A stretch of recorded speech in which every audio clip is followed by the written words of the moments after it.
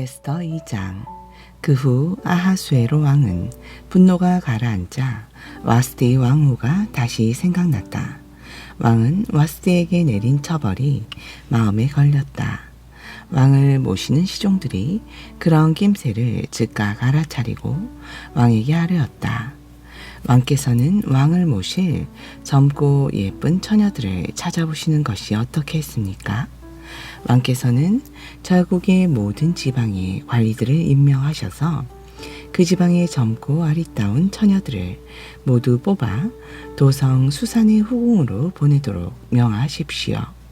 그런 후에 궁녀들을 맡아보는 왕의 내시 해계의 관리 아래 그녀들을 두시고 또한 그녀들에게 온갖 화장품을 내리셔서 각자 최대한 아름답게 꾸미도록 하십시오. 그런 후에 그녀들을 왕 앞으로 하나씩 나오게 하셔서 그때 왕의 마음에 드시는 처녀를 골라 와스티 대신에 새 왕후로 삼도록 하십시오. 왕은 이 제안을 좋게 여기고 그대로 시행하라는 명령을 내렸다. 한편 그때의 수산 도성에는 모르드게라는 이름을 가진 유다 사람이 살고 있었다. 그는 베냐민 지파에 속한 야엘의 아들로 시므이의 손자이며 기스의 증손이었다. 모르드게의 증조부인 기스는 바빌로니아 왕 느부갓네살이 예루살렘에서 요고냐 왕과 함께 유다 사람들을 포로로 잡아올 때 함께 잡혀온 사람이었다. 모르드게에게는 하다사라고도 하고 또 에스더로도 불리는 사촌 누이 동생이 하나 있었는데 그녀의 몸매와 용모가 무척 아름다웠다. 그녀의 부모가 일찍 죽는 바람에 모르드게가 그녀를 자기 딸로 삼아 곱게 기른 터였다. 왕이 내린 명령과 조서가 온 나라에 반포되자 각처의 많은 처녀들이 뽑혀 수산 왕궁으로 몰려 들어와 해계의 관리 아래에 놓이게 되었다. 모르드게의 사촌 누이 동생인 에스더도 뽑혀 왕궁으로 들어가서 궁녀들을 맡아 돌보는 해계의 지시를 받게 되었다. 그런데 많은 처녀들 중 에스더는 처음부터 해계의 눈에 띄었고 그래서 해계는 에스더에게 특별한 호의를 베풀었다. 해계는 에스더에게 온갖 화장품과 좋은 음식을 마련해 주었고 궁궐에서 뽑힌 7 시녀를 그녀에게 붙여 시중들게 하였으며 또한 후궁에서 가장 좋은 곳에 머물게 했다. 그때 에스더는 자신의 민족 배경과 친족 관계를 전혀 밝히지 않았다. 모르드게가 이미 에스더에게 그렇게 하도록 일러두었기 때문이었다. 한편 모르드게는 에스더가 잘 지내는지 그리고 일이 어떻게 되어 가는지 알아보려고 날마다 후궁들 앞을 서성거렸다. 후궁에 모인 처녀들은 정해진 규례대로 왕 앞에 차례대로 나아가기 전에 12달 동안 정성껏 몸 단장을 하게 되어 있었다.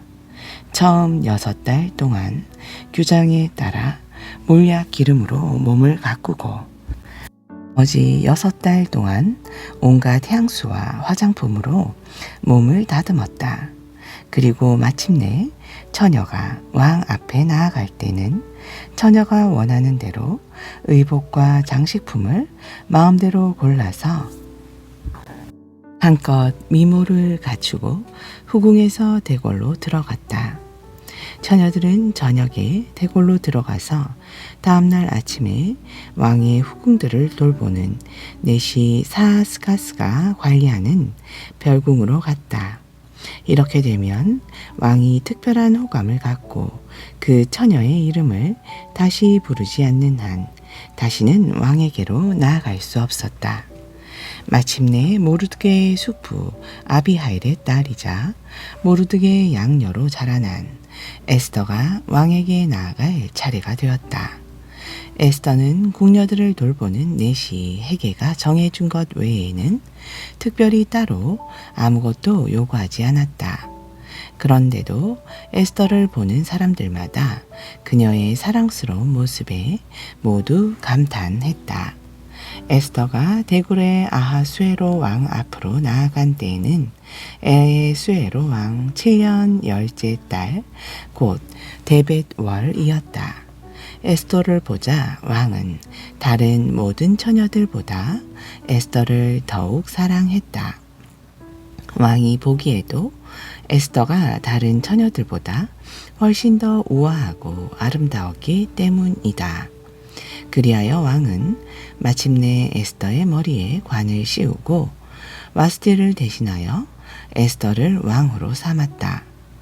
그리고 왕은 나라의 모든 귀족들과 신하들을 초대하여 큰 잔치를 베풀었다.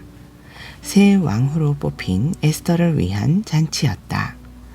왕은 이 일을 축하하기 위해서 전국의 모든 지방에 세금을 면제해 주고 또한 왕의 이름으로 여러 가지 푸짐한 선물을 나누어 주었다. 왕이 두 번째로 전국의 처녀들을 다시 소집한 일이 있었는데 그때 모르드게는 왕궁의 대문을 지키는 일을 했다. 이때까지도 에스더는 자신의 민족 배경이나 친척 관계를 전혀 밝히지 않고 있었다. 모르드게가 그렇게 하라고 일러두었기 때문이었다. 에스더는 왕후가 된 다음에도 옛날 양녀로 자랄 때와 똑같이 모르드게의 가르침을 계속 따랐다. 어느 날 모르드게가 왕궁의 대문에 앉아 자기 임무를 수행하고 있을 때 문을 지키던 왕의 두넷이 빅단과 데레스가 왕에게 불만을 품고 왕을 죽일 음모를 꾸미고 있었다. 그러나 모르드게가 그 음모를 엿듣고 즉각 왕후 에스더에게 그 사실을 알렸다. 에스더는 그 같은 사실을 모르드게의 이름을 대면서 왕에게 말했다. 왕은 곧바로 그 음모 사건을 조사하라고 명했고 보고된 내용이 모두 사실로 밝혀지자 두 내시는 나무에 매달아 죽였다. 그리고 이 모든 일들은 왕이 보는 앞에서 궁중일기에 전부 기록되었다. 3장 이런 일들이 있은 후 페르시아 왕 아하수에로는 아각 사람 함무다다의 아들 하만을 중용하여 다른 모든 대신들보다 그를 나라의 가장 높은 자리에 앉혔다. 아하수에로 왕은 왕궁의 문에서 일하는 모든 신하들은 하만이 드나들 때 그 앞에 무릎을 꿇고 엎드려 절을 하라고 명령했다. 그래서 왕의 신하들은 모두 그렇게 했지만 오직 모르드게만은 무릎도 꿇지 않았고 엎드려 절도 하지 않았다. 그러자 대궐 문에서 일하던 왕의 신하들이 모르드게에게 물었다.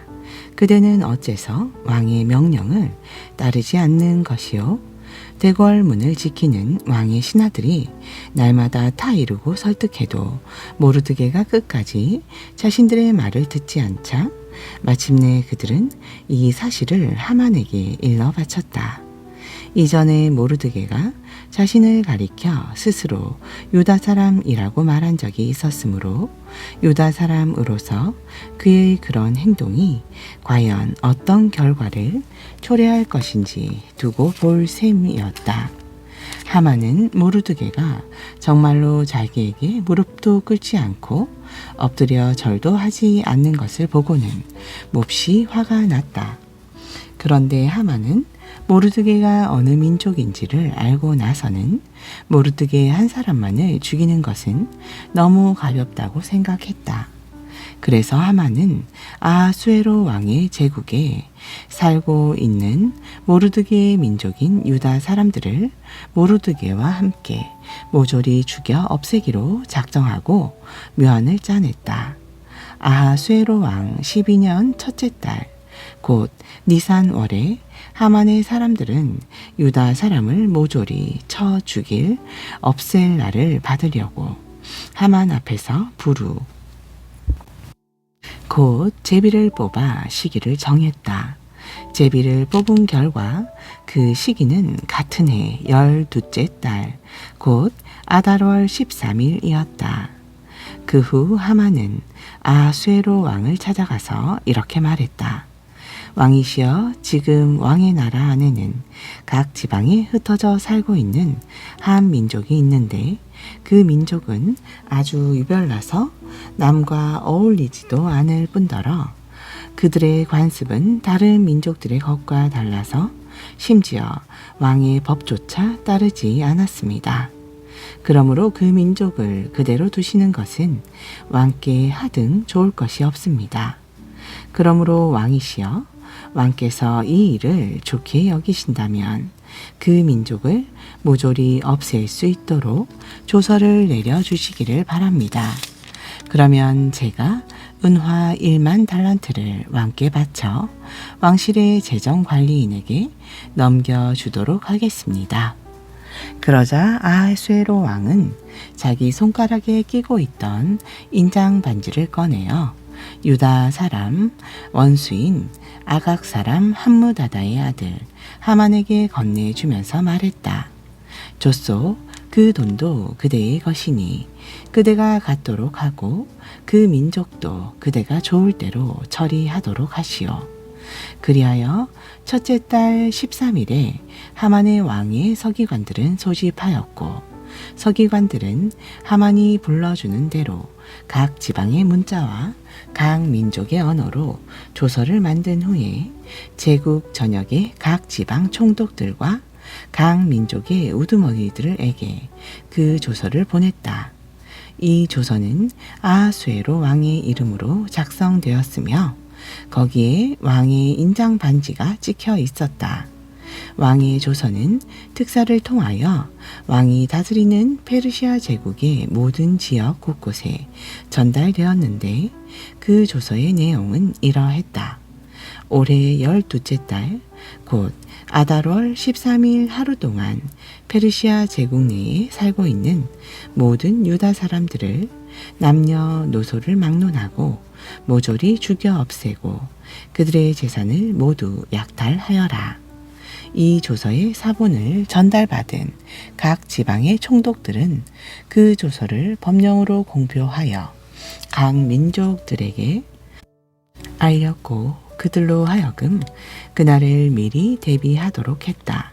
왕명을 받은 특사들은 말을 타고 각처로 급히 달려나갔고 그리하여 그 조서는 이내 수산 도성에도 나붙게 안 되었다.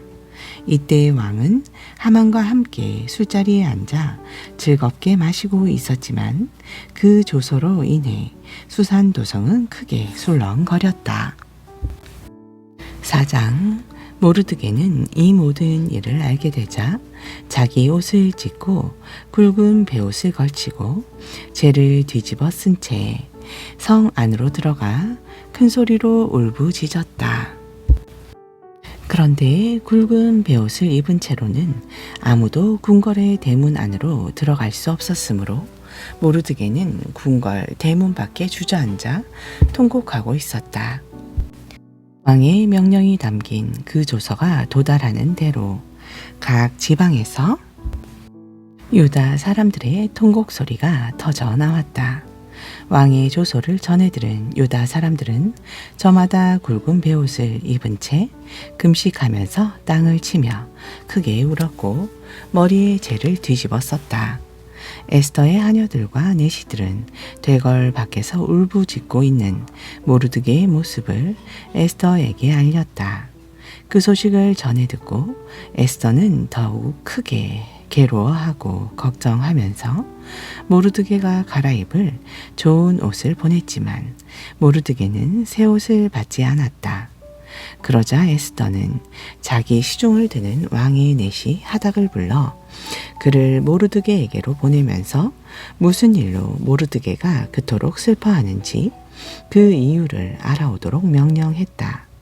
하닥은 즉시 궁궐 앞에 넓은 광장으로 가서 모르드게를 만났다. 모르드게는 하닥에게 그동안 자신에게 일어났던 일을 처음부터 끝까지 자초지종을 알려주었다. 덧붙여 하만이 유다 사람들을 모조리 죽여 없애는 대가로 왕실의 금고에 얼마만큼의 돈을 바치겠다고 약속한 정확한 액수까지 전부 알려주었다.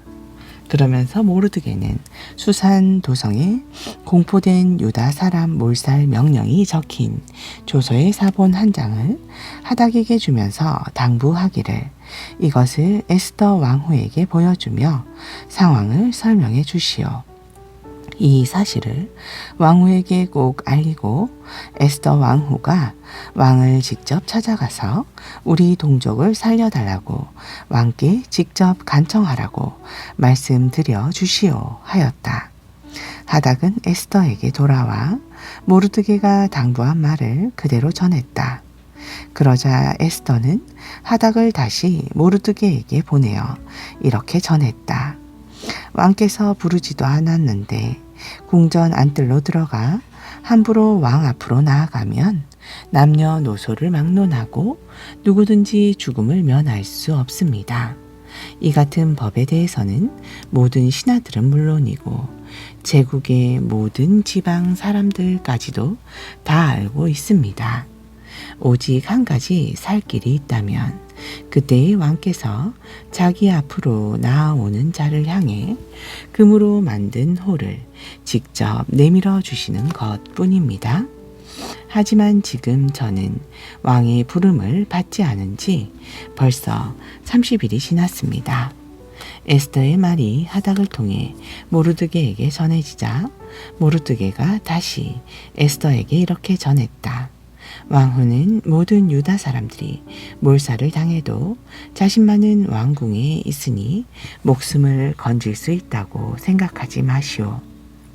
왕후께서 이런 순간에 입을 다물고 침묵을 지킨다면 유다 사람들은 틀림없이 다른 곳에서라도 도움을 받아 살아남게 될 것이지만 왕후와 왕후의 집안은 망하고 말 것이오. 오늘날 왕후께서 이 나라의 왕후 자리에 오른 것이 바로 이런 때를 위함이 아닌지 누가 알겠소. 그러자 에스더는 모르드게에게 이런 대답을 보냈다. 가서 수산 도성에 있는 유다 사람들을 모두 불러 모으시고 나를 위해 금식하게 해 주십시오. 밤낮 사흘 동안 아무것도 먹지도 말고 마시지도 말게 하십시오. 그동안 나도 시녀들과 함께 똑같이 금식을 하겠습니다. 그런 다음에 내가 밥을 어기더라도 왕 앞으로 나아가겠습니다. 그리고 그것 때문에 제가 죽게 된다면 기꺼이 죽겠습니다. 그리하여 모르드게는 즉시 동족들에게로 가서 에스더가 자기에게 알려준 대로 다 행했다. 5장 사흘 동안의 금식이 끝나자 마침내 에스더는 왕후의 예복으로 갈아입고 왕궁의 앞마당으로 들어가 서 있었다. 때마침 왕은 보좌에 앉아 왕궁의 문 쪽을 바라보고 있었다.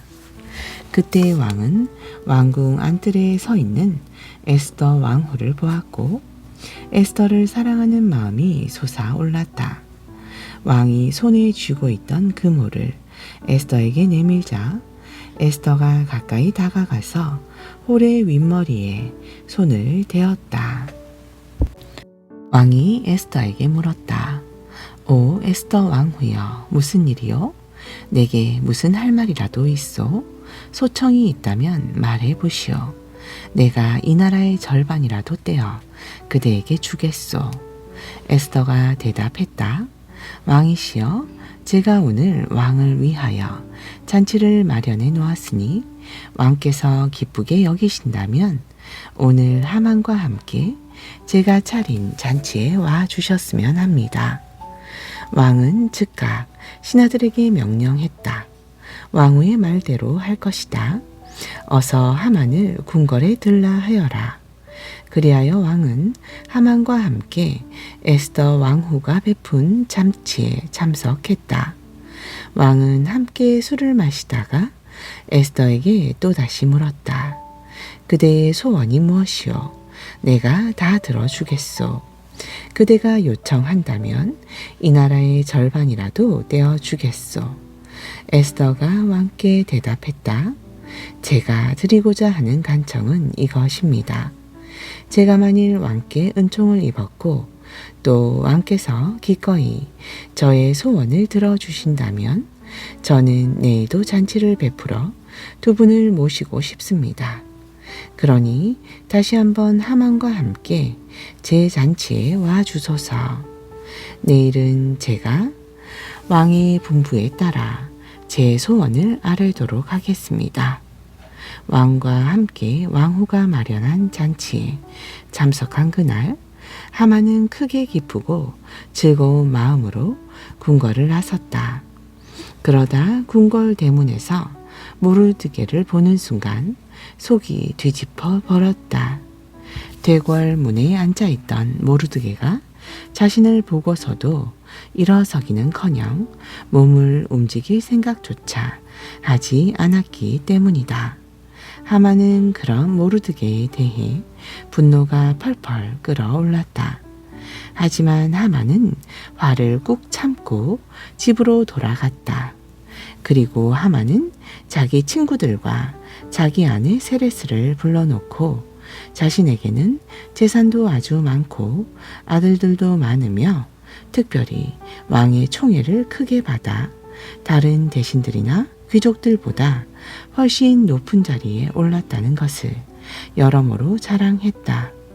덧붙여 하만은 이렇게 자랑했다. 그것들 뿐만이 아니라네. 오늘은 에스더 황후께서 특별히 마련한 잔치에 왕과 함께 갔다네. 모든 신하들 중에서는 왕과 함께 오직 나 혼자만 초대를 받은 거라네. 그리고 왕후는 내일도 왕과 함께 잔치에 오라고 나를 초대했다네.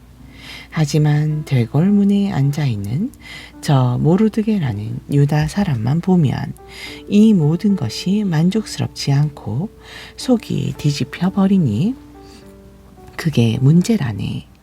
그러자 아내 세레스와 그의 모든 친구들이 하만에게 말했다. 좋은 생각이 있습니다. 높이 50규빗 되는 장대를 세운 뒤에 내일 아침 왕께 청을 드려 모르드게를 거기에 매달도록 하십시오. 그런 다음 왕과 함께 왕후의 잔치에 나아가 즐기도록 하십시오.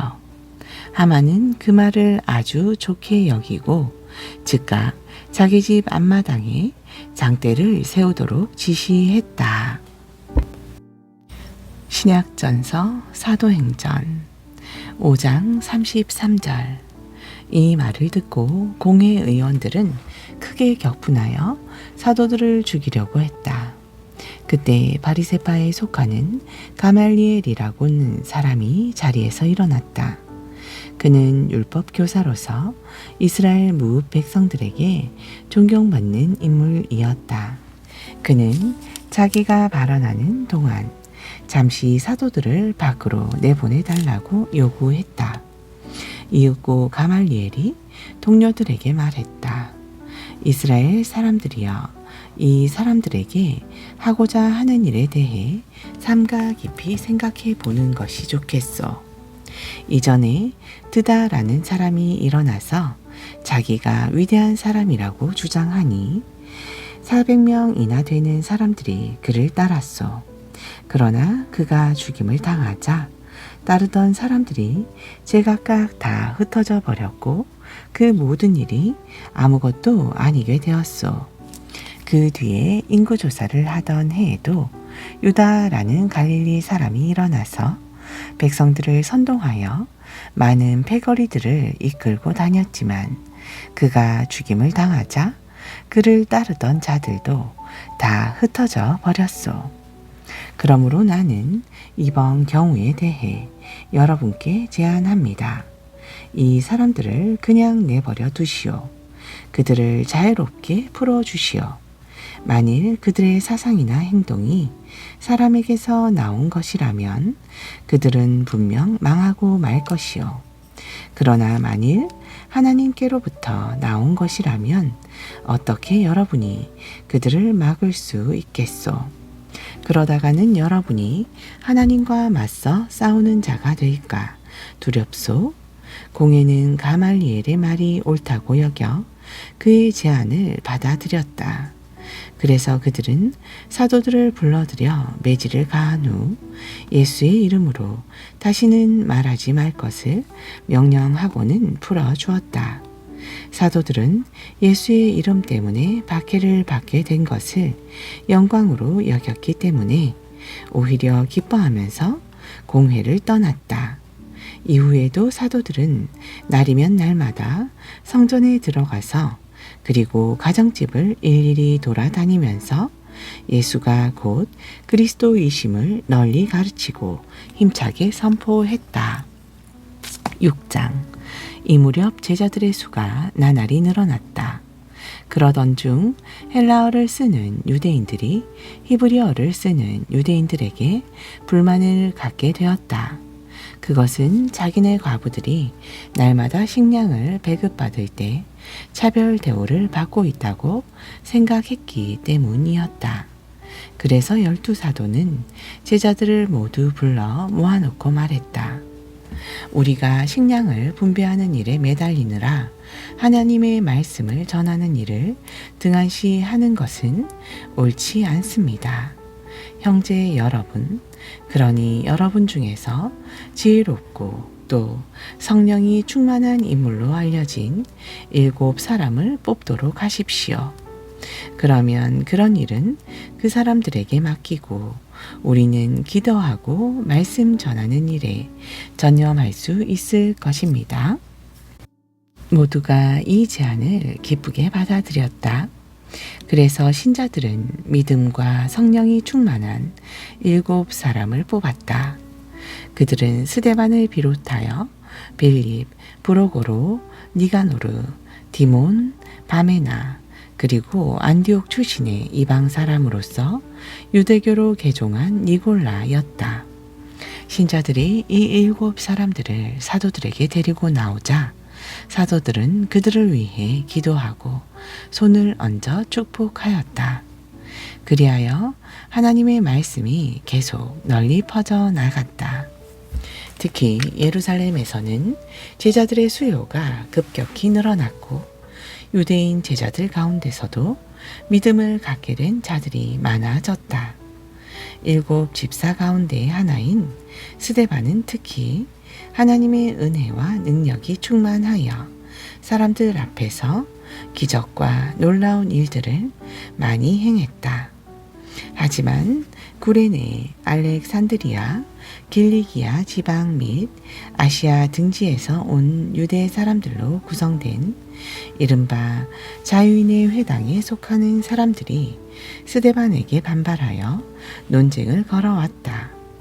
그러나 그들은 지혜와 성령의 도우심으로 말하는 스데반을 도무지 당해낼 수 없었다. 그러자 그들은 몰래 몇몇 사람들을 선동하고 매수하여 우리는 스데반이 모세와 하나님을 모독하는 말을 들었다 라고 말하게 했다.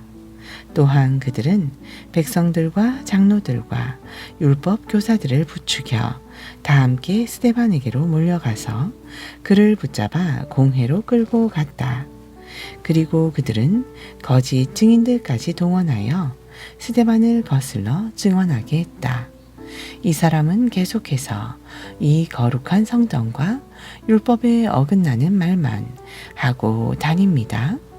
우리는 이 사람이 나사렛 예수가 이 성전을 헐어버리고 또 대대로 내려온 모세의 율법도 모조리 바꿀 것이라고 말하는 것을 들었소. 그때 공회에 앉아있던 사람들 모두가 일제히 스데반을 주목하여 쳐다보니 스데반의 얼굴은 천사의 얼굴처럼 환하게 빛나고 있었다. 아멘.